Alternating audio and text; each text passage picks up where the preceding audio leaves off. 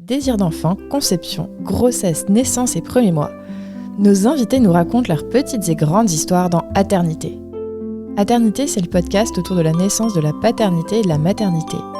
Je suis Clémentine, et lui, c'est Marc. On sait comment naissent les bébés, mais comment naissent les parents d'aujourd'hui ? Parce qu'il y a autant de réponses qu'il y a de parents, on vous propose de revenir sur ces chamboulements avec certains d'entre eux. Voici leur histoire.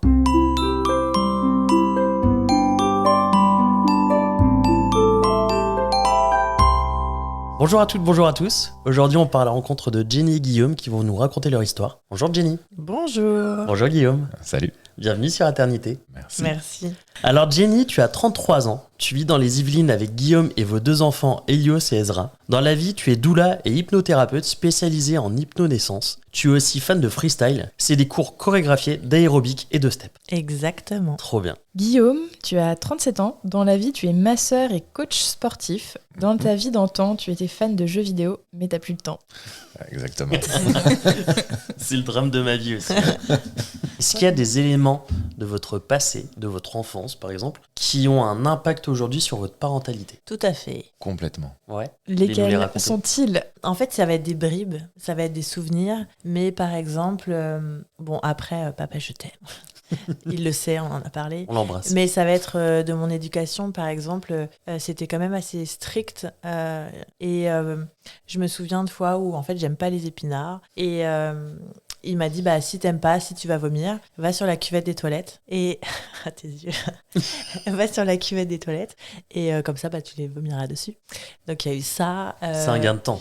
En effet, c'est plus simple. Et il y a eu aussi, je crois que c'était plus sur ma sœur, ça, mais il fallait qu'on se tienne droite à table. Et donc, du coup, il prenait un balai. Et une fois, il l'avait passé derrière notre dos et entre nos bras pour qu'en fait, on se tienne bien droite. Voilà. Et après, ça va plus être au niveau du couple, je pense, de voir mes parents, en fait, tout le temps se crier dessus. Et donc, c'est qu'est-ce que moi, maintenant, je pense du couple, qu'est-ce que j'en fais. Voilà. Je pense que c'est déjà pas mal, hein. Ouais. C'est des bons dos. Ok, ça marche. De mon côté, ça va pas être des souvenirs aussi précis, mais plus un aspect général où vraiment ce sentiment. Je suis le dernier d'une fratrie de 4, où je suis arrivé longtemps après la dernière, 13 ans après. Et le sentiment d'avoir été élevé à l'écart complètement de mes autres sœurs il y en a 2 qui étaient déjà parties de la maison, un peu comme un fils unique, où j'ai pas de relation de frères et sœurs, on pourra en reparler tout à l'heure par rapport au fait que nos 2 enfants ont très peu d'écart. Ok. Et c'est lié à ça, justement ? J'étais assez encouragé par ma voisine là, pour les avoir. Mais en ce sens, je crois depuis que je suis papa, c'est là où j'ai une étude de comment j'ai vécu ma jeunesse en tant qu'enfant par rapport à mes parents pour se dire, voilà, quel point de comparaison on peut avoir pour se dire, on veut être 2 bons parents, qu'est-ce qu'on a vécu, qu'est-ce qu'on veut reproduire, ne pas reproduire, qu'est-ce qu'on va consciemment ou inconsciemment reproduire qu'on n'a pas envie, mais que c'est tellement inscrit en nous, parce qu'on l'a vécu, que bien malgré nous, il y a des choses qui vont ressortir, parce que les émotions sont mises à mal parfois, parce qu'ils sont plus ou moins faciles, les enfants. Ouais. Et moi je sais qu'il y a une espèce de colère qui est là, qui est présente sur des réactions de nos enfants, qui est la plupart du temps pas justifiée, mais parce que j'ai vécu certaines choses, ça me refait remonter des choses en moi, avec lesquelles je suis pas du tout d'accord, mais que je contrôle pas du tout. Ouais. Et c'est assez contradictoire et dur à vivre, mais on essaie de travailler et on en parle beaucoup. Je garde pas ça pour moi, j'en parle à Jenny, on essaie d'avancer là-dessus pour être meilleur qu'hier et un peu moins que demain. Okay. Bon, avant les discussions à 2, comment vous vous êtes rencontrés ? Attends, avant, j'ai le droit de faire un rajout ? Ah oui, bien sûr. Ok. Parce qu'en fait, je me suis dit, cette question a été posée, mais l'espèce humaine ressort toujours le négatif, surtout les Français. Donc du coup, j'ai sorti le négatif, mais j'ai pas sorti aussi le positif, parce que ça influe aussi beaucoup sur notre éducation. Et j'ai reçu beaucoup d'amour de mes 2 parents, même si en face, il y avait des choses assez strictes, mais vraiment de mes 2 parents. Donc, j'ai envie de partager tout cet amour aussi à mes enfants et de me sentir aimée comme je me suis sentie aimée. Et en même temps, il y a un autre souvenir, c'est le fait de... ça m'est venu à mes oreilles que mon père n'était pas présent, etc. Après, ils sont séparés, j'avais 10 ans. Et du coup, je mets un point d'honneur à ce que Guillaume soit super présent pour ses enfants. Voilà. Ok. C'est important. Ouais, c'est clair. Bon, alors, comment vous vous êtes rencontrés ? Bon, je te laisse raconter, comme d'hab. Donc, je suis coach sportif depuis 13 ans et spécialisé dans les cours collectifs chorégraphiés, type step et aérobic, dans lesquels je me suis illustré pendant quelques années dans des compétitions. Et donc, je viens de Lorraine et les compétitions étaient à Paris principalement. Et un week-end, je sors de ma Lorraine et, point d'honneur, je sortais d'une relation, ça faisait 5 jours que je sortais d'une relation de 5 ans. J'arrive à cette compétition où je vois un pote que je m'étais fait un mois auparavant lors d'une convention de fitness. Et on s'est rencontrés parce que malencontreusement, sur un cours de danse, une de mes extrémités, mon bras, est arrivée dans une de ses extrémités, qu'on ne nommera pas pour la bienséance. Et on s'est rencontrés comme ça. Et il se trouve que c'est l'ex de Jenny. Ah. Et aujourd'hui, mon meilleur ami. Et toujours Oui. Et ça se passe bien. Et ça se passe très bien. Trop cool. Et je fais la compétition. Elle, Jenny, blessée. Par toi Pas du tout. Ah. Pas du tout. Elle avait une espèce de 3 immeubles sur le pied. Enfin, Attends, je mets un pause du coup. Je mets une pause du coup. Moi en face, en fait, j'avais un travail où j'allais en Irlande. Je travaillais donc avant dans un labo pharma au service client. Et en fait, j'allais en Irlande pendant 2 semaines, toutes les 2 semaines pendant 1 an et demi. Et là, c'était un jour, donc j'étais revenue pour cette compétition, moi en tant que passionnée de freestyle. Et donc du coup, pendant cette compétition, on pouvait suivre la compétition en tant que passionné, en tant que prof ou en tant que juste spectateur, on a envie de kiffer le freestyle. Et donc moi, j'ai fait la compète en tant que passionnée. Donc on va t'évaluer sur certains critères, etc. Et donc, j'ai dû m'arrêter au niveau de cette compétition parce que je me suis blessée au niveau du pied parce que mes chaussures étaient toutes neuves et je les avais pas faites. Je peux reprendre. Dommage. Ouais, c'est important. Et donc, quelque part, elle faisait figuration. Ouais. Et moi, quand j'étais pas... il y avait une espèce de marathon sur les premières heures de la compétition. Et en dehors de ça, on pouvait juste regarder. On n'était pas obligé de participer à tout. Et du coup, moi, je ne sais plus comment ça s'est fait. Parce que Maxime, donc mon pote, était là. Jenny était là. Et moi, j'étais célibataire depuis peu. Et j'avais pas envie, surtout pas envie de remettre la tête dans le guidon. Ouais. Donc je me suis dit, bon, allez, on va faire figuration avec elle. Elle a l'air mignonne, elle a l'air gentille. Voilà, toutes mes pensées n'étaient pas vouées à vouloir faire des enfants avec cette femme-là. Et bon, la première journée se passe et tout va bien. Le soir venu, je rentre avec un copain qui était venu avec moi, un professionnel qui faisait la compétition aussi. Et il se trouve que je suis dans un mal intersidéral le soir venu. Mal au crâne, mal au bide. Bref, à 2-3 heures du matin, je ne dors pas. Ouais. Et je lui envoie un message. Ouais. Message qui, à cette heure-là... À Jenny, du coup. À Jenny. Okay. Message qui a été interprété en mode, ok, le mec, il est bourré, il a envie d'autre chose que de s'échanger des pommes-potes. Je l'aurais pris comme ça aussi. Voilà. Alors que, pas du tout. Parce que je ne suis pas ce genre de personne. Et bon, le deuxième jour passe, où j'étais en mode compétition, je la squeeze complètement, arrive à la fin de la journée. On n'était pas assis à côté. Non. Arrive le moment où on peut avoir un feedback de ce qu'on a produit. Elle arrive pour prendre des nouvelles en mode ce qu'elle me raconte après, parce que moi j'étais tellement dans mon truc. Ouais. Et bon, on se quitte comme ça. Il était comme ça, il se tenait les bras comme s'il se faisait un câlin à lui tout seul. Exactement comme ça. Et puis elle s'en va, et puis bon, au revoir. Et 3 jours après... Donc moi j'étais retournée en Irlande. Okay. 3 jours après, quelle fut pas ma surprise quand je reçois un message de Jenny Martin. Parce que il y avait une compétition de freestyle et en fait, pas une compétition, une convention. Et en fait, il faut savoir que les conventions, c'est partout en France ou ailleurs. Et on va payer certains profs pour être présenteurs. Donc pour un petit peu animer toute la journée. Okay. Et sur une compétition qui était en Belgique, Guillaume était présenteur. Donc je me suis dit, dis cette compétition m'intéresse, Convention. convention m'intéresse, je vais prendre plus d'infos pour venir en Belgique. Donc Ouais. les infos, tu as essayé de les prendre auprès de Guillaume. Tout à fait. Ok, bah c'est très louable jusqu'à maintenant, c'est très pro. Tout à fait. Mais le fait de me demander à moi personnellement et pas à l'organisateur, qui aurait été Exactement. beaucoup plus simple. Comme par hasard. Comme par hasard. Ça montrait éventuellement ses intentions. Je sais pas s'il parlait français. Sauf qu'à ce moment-là, j'étais pas du tout dans le délire. Là. Enfin bref, je lui donne les infos.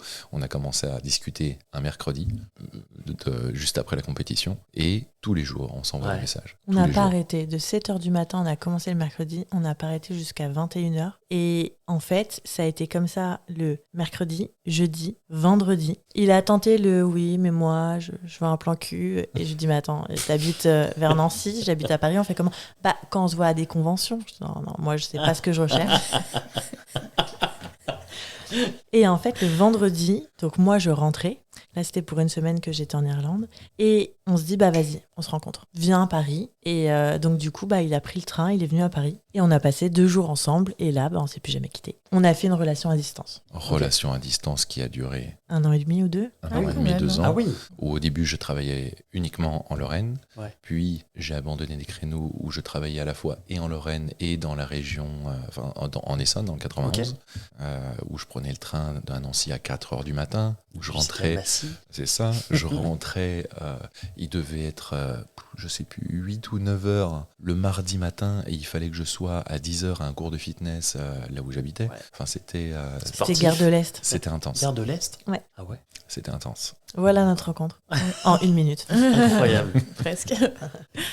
Et comment ça s'est passé derrière vous avez emménagé ensemble au bout d'1 an et demi? J'ai emménagé dans son appartement à ce moment-là, et on n'est pas forcément resté très longtemps dans cet appartement. Non, on a assez vite bougé. Ouais, on a assez vite bougé du coup dans les Yvelines. Et après, On a déménagé 4 fois en 3 ans. Ok. Ah oui, quand même. Hein. c'est un peu mon style de vie, ça. Ouais. Alors Faut que toujours plein de... en 30 ans, 32 ans, je n'ai jamais déménagé de ma vie. Et c'est elle, j'avais une peur bleue de sortir de ma Lorraine. Et c'est la première pour qui je me suis dit, Ça vaut le coup. ça vaut le coup. Ouais. Et Dieu sait qu'elle a été un ouragan dans ma vie. Et ça a été assez compliqué puisque moi j'avais mes blessures relationnelles et il était à distance. Donc en fait il fallait assouvir en fait mon besoin de venir me conforter dans mes craintes. Lui il était loin et en fait rapidement donc il est venu, on s'est installé et après bah ça a roulé quoi. Ouais. Donc on s'est mis ensemble en 2017 parce qu'on a fêté nos 6 ans il y a une semaine à peu près. Félicitations. Merci. Et on a eu notre premier enfant en 2020. 3 ans après. Mm. L'amour dure 3 ans. Bah, Après, les enfants. C'est pas le postpartum, c'est ça, normalement on a essayé de se renouveler au bout de 3 ans. Comment est venu le désir d'enfant? Est-ce que déjà, chacun séparément, vous aviez déjà envie d'enfant ou c'est venu en même temps, ensemble? Moi, Prums, une fois. Moi, j'ai toujours eu envie d'avoir des enfants. Je savais que j'en voulais au moins 2. Je savais que je les voulais rapprocher. Et en fait, je lui ai mis le grappin dessus. Et après, c'est juste du travail au corps. Voilà. Et ce qui est très marrant, c'est que on avait décidé, je sais plus, j'étais à 2 doigts de l'avoir. Et en fait, au bout d'un moment, je me dis, mais dans tous les cas, que ce soit maintenant ou en avril, ah oui, parce qu'on avait dit, à tes 30 ans, on essaye. Ah ok. J'ai dit, mais que ce soit C'est maintenant, super précis. mais c'est important pour la suite. Que ce soit maintenant ou dans 4 mois, du coup, parce qu'on était au 31, peu importe en fait. Et il me dit, ah bon, d'accord, ok. Donc on a essayé à partir du 31. Ok. Assez rapidement, j'ai voulu des enfants. Ouais. Moi, mes parents sont connus au catéchisme. Mes parents sont de 45. En ce sens, je suis arrivé tard. Et même si je voyais pas de véritable preuve d'amour entre mes parents, pour moi, voilà, c'était l'idéologie du couple qui se connaît très jeune et qui vont fonder une famille qui ne se quitte jamais. Sur le papier, ça fait très Walt Disney, mais ce n'était pas du tout le cas. Ouais. Bref, c'est pas le sujet. Et avec ma première chérie que j'ai rencontrée quand j'étais en fac de sport, j'avais 21 ans, c'est avec elle vraiment où je me suis dit, ouais, c'est avec elle que je veux des enfants. Ouais. Et ça faisait... On parle pas d'elle, là, on parle de moi. Oui, ça faisait un an qu'on était ensemble. Et puis au bout d'1 an et demi, elle m'achetait comme une vieille chaussette. Ouais. Ça m'a dévasté à ce moment-là. Et il m'a fallu 12 ans pour me dire, pour avoir envie à nouveau. Ok, ouais. Et t'avais envie, Tiffen, non C'est celle d'avant avec qui venait de rompre. Voilà, où j'étais, mais ça sentait le sapin un peu quand même. Il y avait l'envie, mais l'envie pour me conforter. Ouais, moi. c'était l'envie. En fait, c'était ton envie, pas une envie de couple. C'est ça. Okay. Un peu comme ce qui s'est passé pour nous, quoi. On était d'accord, mais elle était plus d'accord que moi. Oui, et quand elle parlait de travail au corps, c'est-à-dire qu'il y avait elle, mais il y avait aussi la belle-mère. Ah ouais? Et la belle-mère, je crois, très régulièrement. Bon, j'aimerais bien grand-mère. Ah là là. Non, mais moi, à 30 ans, elle m'a dit, il y a ton horloge biologique. Ça, c'est terrible. Hein. Non, mais à 30 c'est culpabilisant. C'est très faux. Ouais. Et ouais, bon, ça m'a pas brusqué parce que je me laisse, je suis influençable, je suis un petit poney, mais non, quand ça me plaisait pas, surtout venant de ma belle maman, autant je peux l'aimer, autant parfois elle peut me saouler. Hein. Ouais. Bisous, belle maman. Mais effectivement, non, ça a été un choix réfléchi à deux et on voulait tous les deux. Donc vous avez commencé les essais bébés. Déjà, combien de temps ça a duré et à quel moment ça a marché enfin? On a tenté donc à partir du 31 janvier et on a continué de tenter pendant 4 mois. Ok. Mais en fait, les 4 mois, c'est long. C'est une éternité. Donc limite, à force que les mois passent, je commençais à stresser. J'avais ma demi-sœur qui est tombée enceinte. Donc j'ai eu ce truc de jalousie, de la voir et pas moi, etc. Et Covid, donc mars, avril 2020. Et là, donc moi j'ai continué de travailler et même pire que ça. Ça a été un enfer. Et en fait, ça arrivait le jour de mes 30 ans. C'était pour ça que c'était important les 30 ans. C'est ça. T'as attendu le top départ. Ouais. On s'arrête là pour aujourd'hui. On vous dit à la semaine prochaine pour la suite. Bisous. Bisous. Bisous. Bisous.